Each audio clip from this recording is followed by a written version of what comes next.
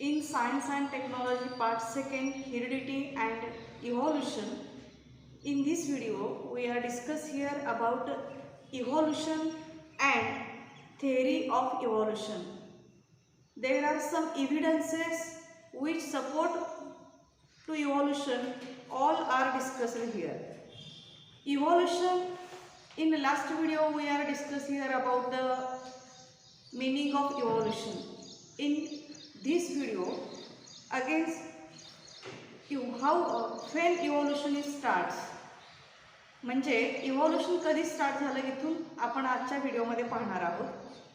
3.5 billion years ago life had been non existent on the earth. म्हणजे जवळजवळ 3.5 अब्ज वर्षापूर्वीपासून पृथ्वीवरती सजीवांचं अस्तित्व म्हणजे सजीव सृष्टी निर्माण झालेली आहे.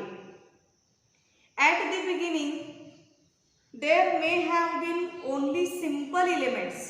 त्यावेळेला सुरुवातीला असं म्हटलं जात होतं की या पृथ्वीवरती फक्त काही सिम्पल एलिमेंट आहेत. In the ocean of the earth and simple type of organic and inorganic compounds may have been formed from those. म्हणजे जवळजवळ इव्होल्यूशन स्टार्ट होत असताना त्यावेळेला जे सिम्पल एलिमेंट होते ते म्हणजे कार्बन, हायड्रोजन, ऑक्सिजन, नायट्रोजन हे सिम्पल एलिमेंट्स त्यावेळेला अस्तित्वात होते. आणि त्याच्यापासून मग ऑर्गॅनिक आणि इनऑर्गॅनिक म्हणजे सेंद्रिय आणि असेंद्रिय संयुगे निर्माण झाली. आणि यामुळे complex compounds like proteins and nucleic acids may have formed over the long period from those simple compounds. सुरुवातीच्या कालावधीमध्ये हे जे कंपाऊंड्स होते म्हणजे हे जे एलिमेंट सापडले यांच्यापासून सिंपल कंपाऊंड तयार झाले. या सिंपल कंपाऊंड्स पासून हळूहळू ग्रॅज्युअल चेंजेस जसे जसे होत जातील तसं ह्या सिंपल कंपाऊंड्स पासून कॉम्प्लेक्स कंपाऊंड्स म्हणजेच कॉम्प्लेक्स कंपाऊंड्स म्हणजेच संयुग जी तयार झाली ती संयुगे ही त्यामध्ये काठिण्य स्तरावरती संयुगे तयार झाली. म्हणजेच त्याच्यापासून प्रोटीन्स तयार झाले आणि न्यूक्लिक ॲसिड तयार झाले. म्हणजे प्रथिन आणि न्यूक्लिक आम्ल तयार झाले. म्हणजेच याचा अर्थ असा आहे की DNA, RNA वगैरे नायट्रोजनस कंपाऊंड्स तयार झाले. Then First primitive type of cells may have been formed from the mixture of types of organic and inorganic compounds. Number of those cells may have increased at the cost of surrounding chemicals. आता याच्यामध्ये जे complex compound तयार झाले त्याच्याबरोबर surrounding chemicals म्हणजे त्यावेळच्या वातावरणामध्ये जे केमिकल्स होते त्याच्या सहाय्याने हे कंपाऊंड्सची संख्या काय नंबर ऑफ सेल्सची संख्या काय होत गेली वाढत गेली. हे नंबर ऑफ सेल्स म्हणजेच त्यावेळेला बायोस्फिअरमध्ये तयार झालेले हे प्रिमिटिव्ह सेल्स आहेत. There may had been some differences among those cells and according to the principle of natural selection some may have shown good growth and some may have perished which could not adjust with the surrounding. म्हणजे यामध्ये ज्या pre cells तयार झाल्या त्या सेल्समध्ये काही सेल्सनी surrounding बरोबर adjustment केली. ते ज्या सेल्सनी ॲडजस्टमेंट केली सराउंडिंग बरोबर म्हणजे तडजोड केली त्या सेलची ग्रोथ झाली. आणि जे सेल्स ॲडजस्ट करू शकले नाहीत ते नष्ट झाले. म्हणजे ते कालांतरानं नष्ट झाले. म्हणजे ते ह्या इन्व्हायरमेंटमध्ये टिकू शकले नाहीत याचा अर्थ ते नष्ट झाले. आणि जे सेल्स याच्यामध्ये ॲडजस्ट करू शकले त्यांच्यामध्ये मायटोसिस झालं आणि मायटोसिसमुळं आज ते सेल्स आपल्याला दिसून येत आहेत. म्हणजे त्या सेलची ग्रोथ झालेली दिसून येते. ॲट प्रेझेंट आता सध्या crores of species of plants and animals with huge diversity regarding shape and complexity are present. Regarding shape and complexity are present on the earth. Animal diversity ranges from the unicellular amoeba and paramecium to man and giant whale. म्हणजे जवळजवळ आजच्या घडीला आपण जर बघितलं तर आता जे व्हरायटीचे प्लांट्स आणि ॲनिमल्स म्हणजे वनस्पती आणि प्राणी आपल्याला दिसून येत आहेत. त्याच्यामध्ये खूप मोठ्या प्रमाणात डायव्हर्सिटी दिसते. डायव्हर्सिटी म्हणजे खूप मोठ्या प्रमाणात आपल्याला विविधता दिसते. ही जी विविधता आहे ती त्याच्या शेपनुसार आहे, म्हणजे त्याच्या आकारावरून आहे. त्यानंतर त्याच्यामध्ये असणारे कॉम्प्लेक्सिटी म्हणजे त्याच्यामध्ये असणारा काठिण्यपणा, सेलची संख्या आणि याच्यानुसार त्याच्यामध्ये कॉम्प्लेक्सिटी त्याच्यामध्ये दिसून येते.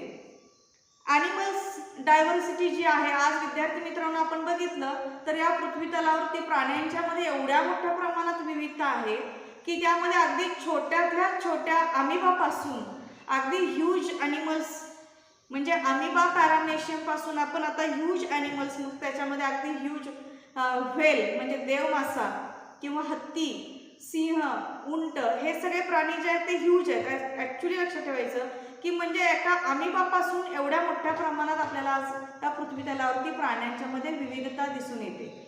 मग हे प्राणी नेमके तयार झाले कसे असावेत, म्हणजे यांचा पूर्वज कोण असावा, या म्हणजेच ॲक्च्युली आपण म्हणतो की या पृथ्वी तलावर आज अमिबापासून पॅरामेशियम, युग्लिना, क्लोरेला ह्या एकपेशीय प्राण्यांपासून मल्टीसेल्युलर ऑर्गॅनिझमपर्यंत डायव्हर्सिटी आपल्याला दिसून येते.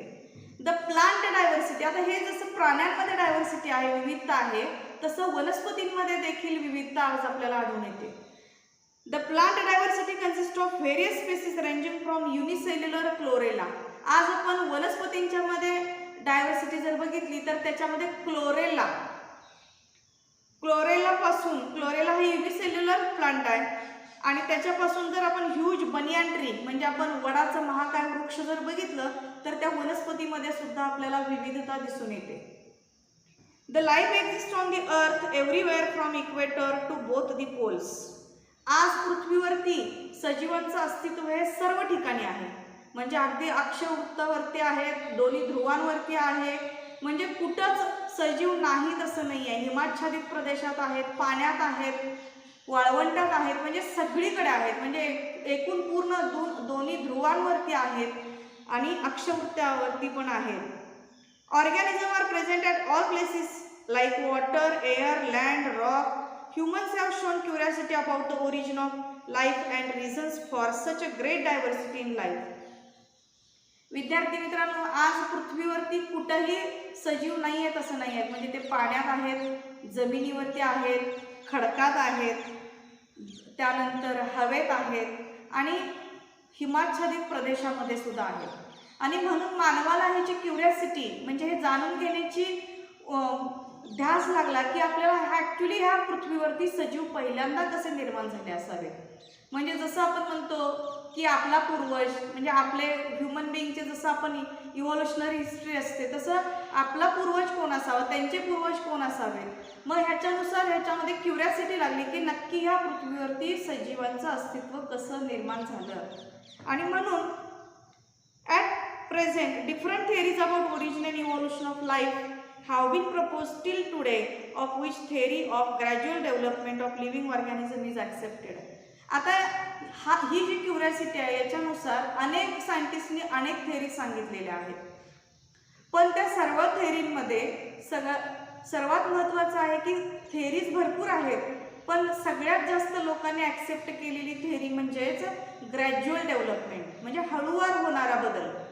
कारण इव्होल्युशन उत्क्रांती ही काही वर्षांमध्ये झालेली नाही आहे, याला अब्ज वर्षापूर्वीपासून हे इव्होल्युशन चालतच आलेलं आहे आणि इथून पुढं पण चालतच राहणार आहे. आणि म्हणून हा ग्रॅज्युअल हळूवार होणारा बदल आहे आणि या बदलानं पुढं भविष्यामध्ये सुद्धा हा बदल होतच राहणार आहे. आणि म्हणून evolution is a gradual change which occurring in a living organism. प्रत्येक लिव्हिंग ऑर्गॅनिझममध्ये इव्होल्युशन हा होतच राहणार आहे, हा हळूवार होणारा बदल आहे आणि त्यामुळं याला खूप कालावधी सुद्धा लागणार आहे आणि हा बदल असाच चालत राहणार आहे. याच्यासाठी ज्या वेगवेगळ्या थेअरीज आहेत त्यापैकी आपण काही थेअरी इथं बघणार आहे. Theory of evolution. या इव्होल्युशनसाठी according to this theory first living material protoplasm has been formed in ocean. पहिल्यांदा असं म्हटलं जातं की पहिला समुद्रामध्ये असा प्रोटोप्लाझम तयार झाला. सेल मधला प्रोटोप्लाझम म्हणजे ऍक्च्युली असं म्हटलं जातं की समुद्रामध्ये, ओशनमध्ये प्रोटोप्लाझम तयार झाला. In due course of time unicellular organism was formed. त्या प्रोटोप्लाझम पासून पहिल्यांदा युनिसेल्युलर ऑर्गॅनिझम तयार झाला. युनिसेल्युलर ऑर्गॅनिझम इज फॉर्मड म्हणजे एकपेशीय प्राणी पहिल्यांदा तयार झाला. एकपेशीय जीव तयार झाला, सजीव तयार झाला. From which larger and more complex organism were formed. आणि त्यानंतर ह्या युनिसेल्युलर ऑर्गॅनिझम पासून मग हळूहळू कॉम्प्लेक्स ऑर्गॅनिझम्स तयार होऊ लागले. म्हणजे याची संख्या वाढू लागली आणि त्याच्यापासून कॉम्प्लेक्स ऑर्गॅनिझम म्हणजे याच्यापासून कॉम्प्लेक्स ऑर्गॅनिझम म्हणजेच संख्येने जास्त असणारे मल्टीसेल्युलर ऑर्गॅनिझम तयार होऊ लागले. All these changes were slow and gradual. हे जे होणारे बदल आहेत हे अतिशय स्लो होते, हळूवार होते आणि त्यामुळं duration of all these changes is most 300 crore years. ह्या ज्या बदल आहेत म्हणजे प्रोटोप्लाझमचं कन्व्हर्जन युनिसेल्युलरमध्ये, युनिसेल्युलरचं कन्व्हर्जन मल्टीसेल्युलरमध्ये, ह्याला जवळजवळ 300 करोड वर्ष लागली. त्यानंतर changes and development in living organism had been all round and multi dimensional and this lead to evolution of different types of organism. हे जे चेंजेस आहेत लिव्हिंग ऑर्गॅनिझममध्ये होणारे हे पूर्णपणे all round and multi dimensional म्हणजे सगळ्याच बाजूनी होते. Lead to evolution of different types of organism आणि त्यामुळं पृथ्वीवरती वेगवेगळ्या टाईपचे ऑर्गॅनिझम तयार झाले. त्यानुसार overall process is called evolution which is organisational. आणि या सगळ्या प्रोसेसला आपण इव्हॉल्युशन म्हणायचं आहे की जे ऑर्गनायझेशनल आहे. कारण बघा जसं युनिसेल्युलरचं सेल्सची संख्या वाढत गेली तसे हळूहळू त्या सेलपासून काय तयार झालेले असणार आहेत, टिश्यू तयार झालेले असणार आहेत. टिश्यूपासून हळूहळू ऑर्गन तयार झालेले असणार आहेत. सिस्टीम बनलेली असणार आहे. सिस्टीमपासून बॉडी बनलेली असणार आहे आणि त्यामुळं त्या बॉडीपासून इथं मल्टी डायमेन्शनल म्हणजे वेगवेगळ्या ऑर्गॅनिझममध्ये त्याचं कन्व्हर्जन झालेलं असणार आहे. कारण टिश्यूच्या फंक्शननुसार त्याच्यामध्ये डायव्हर्सिटी आलेली असणार आहे. Then progressive development of plants and animals from the ancestors. Ancestors म्हणजे आपले जे पूर्वज आहेत त्यांच्यामध्ये हळूहळू त्यामध्ये बदल होत जाऊन प्लांट्स वेगळे झाले, ॲनिमल्स वेगळे झाले.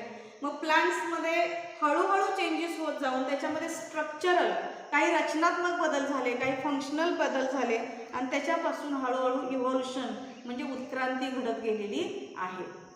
आता यानंतर आपण काही इव्हिडन्सेस बघणार आहे. आता आपण म्हणणार आहे कुठल्याही गोष्टीला आपण काय मागतो, पुरावा मागतो की त्याच्यासाठी कोणकोणते पुरावे आहेत आपल्याकडे की खरोखरच हे बदल होत गेलेले आहेत आणि त्याच्यासाठी काही इव्हिडन्सेस जे आहेत हे इव्हिडन्सेस आपण इथं बघणार आहे. तर त्यापैकी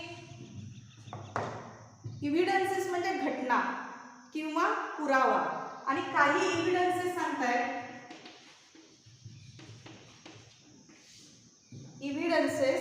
काही इव्हिडन्सेस आपल्याला असं सांगतायत की इव्हॉल्युशनला त्या सपोर्ट करतात आणि नेमका ओरिजिन कोण आहे, एवढे लिव्हिंग ऑर्गॅनिझम कशापासून नेमके तयार झाले हे आपल्याला ते इव्हिडन्सेस सांगत आहेत. तर त्यामध्ये evidences of evolution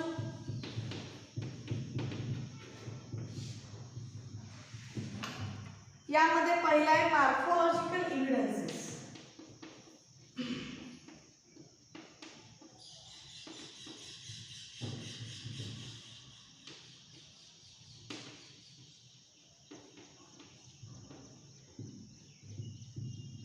Morphological evidences. Collective thinking upon all above mentioned theories implies that evolution is everlasting process of changes. However, it needs to prove it. Following are various proofs available. इव्हॉल्युशनला support करणारे जे evidences आहेत, ज्या घटना आहेत त्यामध्ये एकूण 6 प्रकारच्या घटना आहेत.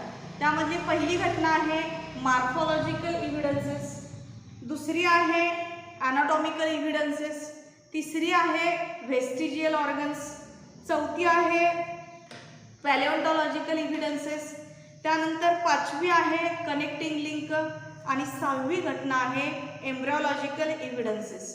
त्यापैकी आपण आज इथं काही इव्हिडन्सेसची चर्चा करणार आहे. आता विद्यार्थी मित्रांनो, आपल्या पुस्तकात पेज नंबर 4 वरती जी फिगर आहे मॉर्फोलॉजिकल इव्हिडन्सेस मध्ये फिगर 1.4 आपण पाहू शकताय. फिगर 1.4 मध्ये आपण बघितला तर तिथं तुम्हाला काही प्राण्यांची वरच्या फेजमध्ये काही प्राण्यांची चित्र आहेत आणि त्याच्या खाली काही प्लांट्सचे आणि त्याच्या फ्रुट्सचे काही पिक्चर्स तुम्ही बघू शकताय. Observe the following images. आता पहिल्यांदा आपण जे बघणार आहे मॉर्फोलॉजिकल इव्हिडन्सेस, या शब्दातच आहे अर्थ की मॉर्फोलॉजी मीन्स एक्सटर्नल कॅरेक्टर्स, म्हणजे एक्सटर्नल कॅरेक्टर्सचा अभ्यास. म्हणजे आपण एक्सटर्नली जे ऑब्झर्वेशन करणार आहे त्याचा अभ्यास करून काही म्हणजे ज्या गोष्टी आपल्याला बाहेरून कशा दिसतात त्याच्यावरून काही घटनाक्रम सांगितलेले आहेत. आता ह्या पिक्चर्स जे आहेत ते तुम्ही ऑब्झर्व करायचे आहेत आणि त्यामध्ये कुठल्या कुठल्या सिमिलॅरिटीज आहेत. सिमिलॅरिटीज म्हणजे सारखेपणा. Between given animal images and plant images. आता तुम्हाला त्या 1.4 फिगरमध्ये ज्या ॲनिमलचे फिगर्स दिसत आहेत आणि प्लांटचे जे इमेजेस दिसत आहेत त्याच्यामध्ये तुम्ही ते ऑब्झर्वेशन करून तुम्ही ठरवायचं की त्याच्यामध्ये तुम्हाला लक्षात येईल ऑब्झर्वेशन केल्यानंतर की त्यामध्ये कोणत्या नेमक्या सिमिलॅरिटीज आहेत आणि कोणत्या सिमिलॅरिटीज त्यामध्ये दिसून येत आहेत. याचा अर्थ त्याचा ओरिजिन कोणीतरी एकच आहे. आता various similarities like structure of mouth. आता पहिले तुम्ही 3 प्राण्यांचे पिक्चर्स बघा. त्याच्यामध्ये पहिला आहे कुत्र्याचं पिल्लू आहे, दुसऱ्यामध्ये मेंढी आहे आणि तिसऱ्यामध्ये कुत्रा आहे. ह्या तिघांमध्ये बघितलं तर त्याचं स्ट्रक्चर ऑफ माउथ म्हणजे त्याच्या तोंडाचं चित्र बघा. त्यानंतर पोझिशन ऑफ आय म्हणजे डोळ्याची पोझिशन. स्ट्रक्चर ऑफ नॉस्ट्रिल म्हणजे नाकपुड्यांचं स्ट्रक्चर. त्यानंतर इयर पिनिंग म्हणजे कानाची जी पाळी आहे त्याचा structure.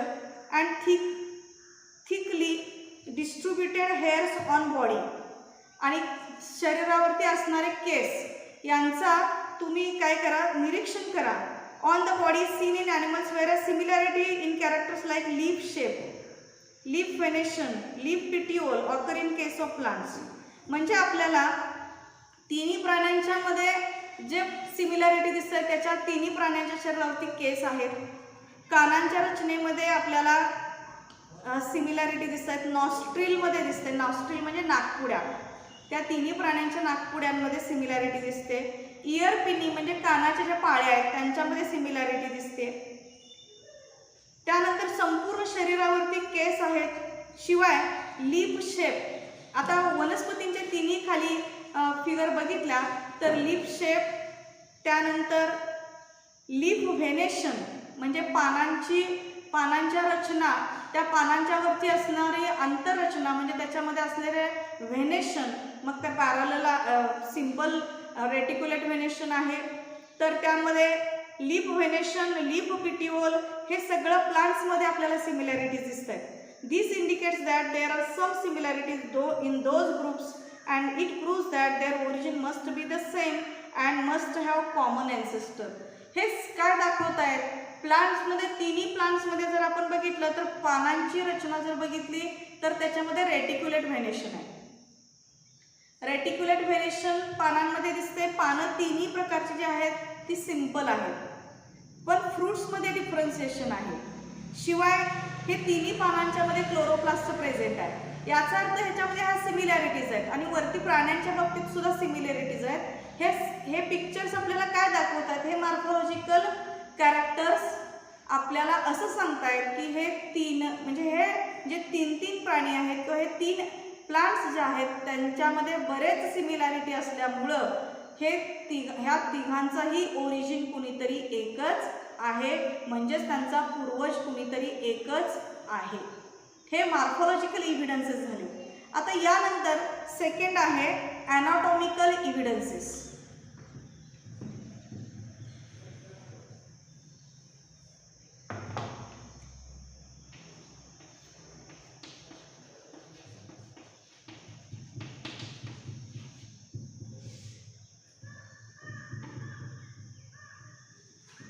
ॲनाटॉमिकल evidences of internal structure of tissue.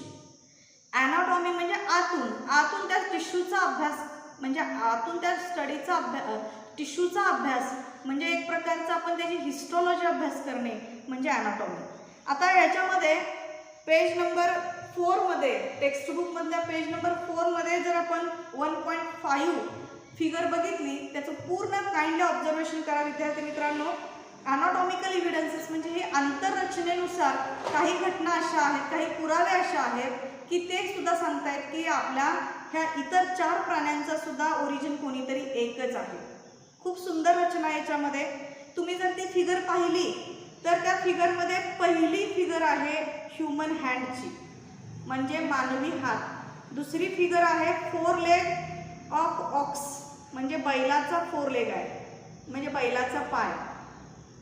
त्यानंतर तिसरी फिगर आहे पटॅजियम ऑफ बॅट, म्हणजे वटवाघळाचा हात आणि त्याचा हाताला त्या चिकटलेला पडदा, म्हणजे ॲक्च्युली त्याच्या हाताची रचना, म्हणजे त्यांच्या हाडांची डेव्हलपमेंट, त्याची रचना कशी आहे. आणि चौथा आहे फ्लिपर ऑफ व्हेल, म्हणजे देवमासा, त्या देवमासाचा पंख, त्याचा पर, त्याची रचना ही चौथ्या फिगरमध्ये आहे. इफ यू केअरफुली ऑब्झर्व, तुम्ही जर हे काळजीपूर्वक ऑब्झर्व केला, the pictures there doesn't seem any superficial similarity between human hand, म्हणजे ह्याच्यामध्ये जर आपण बघितलं, इफ यू केअरफुली ऑब्झर्व, तुम्ही जर त्याच्यामध्ये काळजीपूर्वक बघितला, there doesn't seem any superficial similarity, वरून आपण बघितलं तर त्याच्यामध्ये सिमिलॅरिटी दिसत नाही. पण between human hand, 4 leg of ox, flipper of whale and patagium of bat. Similarly use of each of these structures is different in respective animals. आणि प्रत्येकाचा उपयोग त्या प्रत्येक प्राण्याला वेगवेगळ्या पद्धतीने आहे. म्हणजे आता आपल्याला ह्युमन्सना आपल्या हाताचा उपयोग कशासाठी आहे, कुठलीही वस्तू पकडण्यासाठी आहे. बैलाला त्याचा उपयोग कशासाठी आहे, त्याच्या पायाचा चालण्यासाठी आहे. त्यानंतर वटवाघळाला त्याच्या हाताचा उपयोग कशासाठी आहे, उडण्यासाठी आहे. आणि व्हेल्सना पाण्यामध्ये मुवमेंट करण्यासाठी आहे.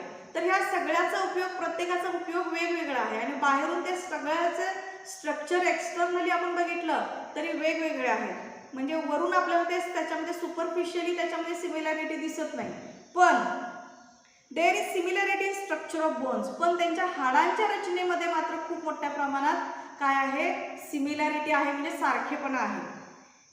And joints in organs of each of those animals, म्हणजे या सगळ्या प्राण्यांच्या मध्ये त्याच्या जॉईंट्समध्ये आपल्याला सिमिलॅरिटी दिसून येते. आणि ते सिमिलॅरिटी कशी दिसते, these similarity indicates that those animals may have common ॲन्सेस्टर.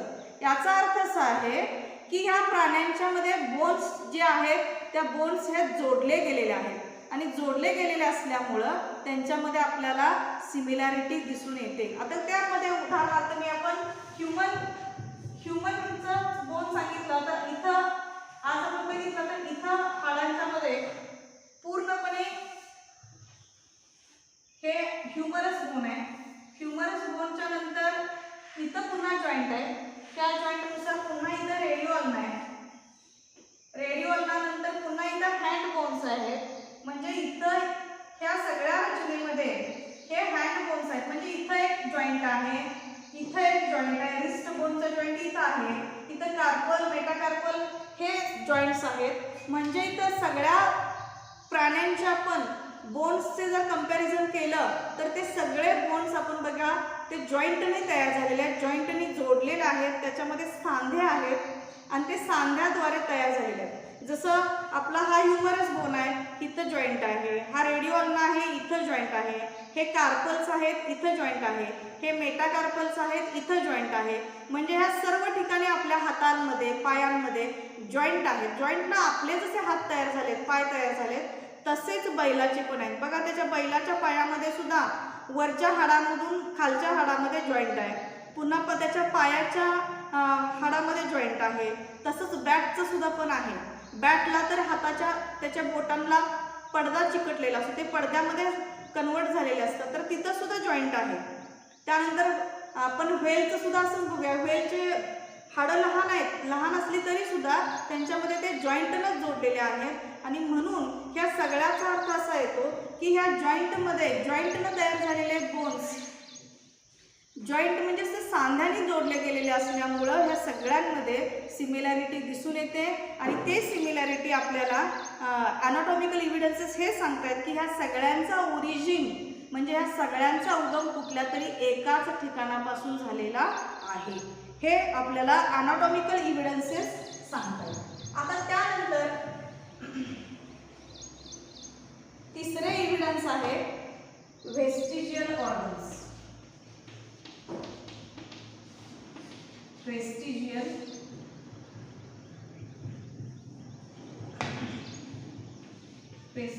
Organs. Human बॉडीमध्ये व्हेस्टिजियल ऑर्गन्स जे आहेत, व्हेस्टिजियल या शब्दाचाच अर्थ आहे युजलेस किंवा फंक्शनलेस. म्हणजे हे ऑर्गन जे आहेत ते फंक्शनलेस आहेत, म्हणजे त्याच्या शरीराला कोणताच उपयोग नाही. पण ते अवयव आपल्या शरीरामध्ये आहेत पण ते युजलेस आहेत, फंक्शनलेस आहेत. म्हणून हळूहळू ते कालांतराने काय होतील, डिजनरेट होतील, नष्ट होतील. म्हणून डिजनरेटेड और under developed useless organs of organism are called vestigial organs. म्हणून आता सांगितलं की हे डिजनरेटेड किंवा अंडर डेव्हलप्ड म्हणजे त्यांची डेव्हलपमेंट जास्त झाली नाही आणि ते युजलेस आहेत, म्हणजे त्याचा शरीराला कोणताही उपयोग नाही आहे. In living organisms, sudden development of new tissue or organ for living in changing environment is not possible. आता आपण प्रत्येक ऑर्गॅनिझममध्ये बघितलं तर आपल्याला असं नाही आहे की कुठलाही अवयव लगेच निकामी झाला तर नवीन ऑर्गन तयार होऊ शकतो किंवा ऑर्गनमध्ये बदल होऊ शकतात, असं काही होत नाही. तर सडन म्हणजे एखादा बदल लगेच होऊन एखाद्या नवीन ऑर्गन नवीन टिश्यू लगेच तयार करता येत नाही. इन्स्टेड पण त्याच्याऐवजी existing organs undergo gradual changes. पण जे पूर्वीपासून अस्तित्वात असलेले जे अवयव आहेत त्यांच्यामध्ये मात्र हळूहळू बदल होत असतात. Mostly a specific structure in the body is useful under certain situation. मग याच्यासाठी एखादं पर्टिक्युलर बॉडीमधलं पर्टिक्युलर स्ट्रक्चर जे आहे तर त्याच्यामध्ये अनेक वेळेला बदल होत असतात. काही सिच्युएशनमध्ये त्याचा उपयोग होत असतो. Same structure under different situation may become useless or even harmful. Such structure begin to degenerate under situation as per the principle of natural selection. Evolution मध्ये चार्ल्स डार्विननी सांगितल्याप्रमाणे नेचर नेहमी नेचरकडे नॅचरल सिलेक्शनची प्रोसेस आहे. म्हणजे ज्या अवयवांच्या मध्ये ग्रोथ दिसते, ज्या अवयवांच्या मध्ये ज्यांचा उपयोग दिसतो त्यांच्यामध्येच ग्रोथ दिसून येते आणि त्यांचीच पुढे डेव्हलपमेंट होत जाते. पण ज्यांच्यामध्ये ग्रोथच दिसत नाही किंवा ज्यांच्यामध्ये आपल्याला ज्यांचा उपयोगच आपण करत नाही आहे हळूहळू ते अवयव काय होतात कालांतराने इव्हॉल्युशनमध्ये नष्ट होतात. म्हणजे निसर्ग ज्या अवयवांची सतत ज्या शरीराला उपयोग आहे त्याच अवयवांचा उपयोग किंवा त्याच अवयवांची वाढ आणि विकाससाठी निसर्ग सुद्धा काय करत असतो, मदत करत असतो. म्हणजे याला आपण नॅचरल सिलेक्शन म्हणणार आहे. It takes thousands of years of for a structure to disappear. पण एखादा अवयव नष्ट व्हायला लगेच काय तो नष्ट होत नाही, तो नष्ट व्हायला हजारो वर्ष लागतात. Such organs are seen in different phases of disappearance of different animals. आता असे काही अवयव अनेक प्राण्यांमध्ये आहेत आणि ते नष्ट व्हायला हळूहळू कालांतराने ते नष्ट पण होतील, पण याला बराच कालावधी लागेल. सच ऑर्गन्स थ्रू नॉन फंक्शनल, असे अवयव जे आहेत की जे नॉन फंक्शनल आहेत, ज्याचा शरीराला कोणताच उपयोग नाही.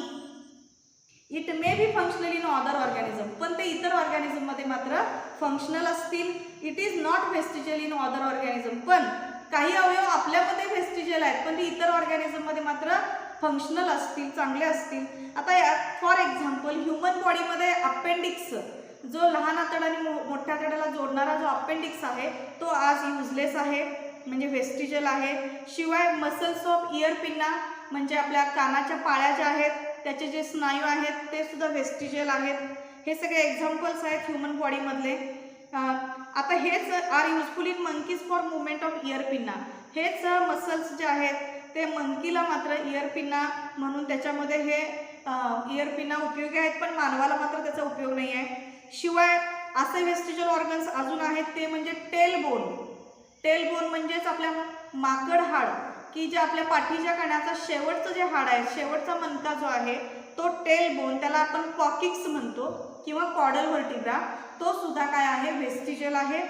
शिवाय विजडम टीथ म्हणजे अक्कलदाढा, की त्या उशिरा येतात पण त्याचाही आपल्या तोंडामध्ये म्हणजे दातां अक्कलदाढा ज्या असतात त्याचा कोणताच उपयोग नाही आहे. आणि त्यानंतर body hairs are present in body of human being, आणि बॉडी हेअर्स हे सुद्धा व्हेस्टिजियल्स आहेत. आणि हे व्हेस्टिजियल ऑर्गन कालांतराने भविष्यात असं पण होऊ शकेल की हे हळूहळू नष्ट होतील, म्हणजे भविष्यातल्या आपल्या पुढच्या जनरेशनमध्ये आता लगेच दिसणार नाही, पण हळूहळू हे अवयव जे व्हेस्टिजियल आहेत, ज्याचा आपल्या शरीराला वापरच नाही आहे, उपयोग नाही आहे, ते कालांतराने नष्ट होतील. म्हणजे आपण काही फ्युचर जनरेशनमध्ये बघितलं तर हे अवयव आपल्याला दिसणार सुद्धा नाहीत, म्हणजे ते व्हेस्टिजियल राहतील. यानंतर पुढचे जे इव्हिडन्सेस आहेत पॅलिओन्टॉलॉजिकल इव्हिडन्सेसमध्ये, काही पुढचे इव्हिडन्सेस आहेत पॅलिओन्टॉलॉजिकल आहे, ते आपण नेक्स्ट व्हिडिओमध्ये पाहणार आहोत. थँक्यू.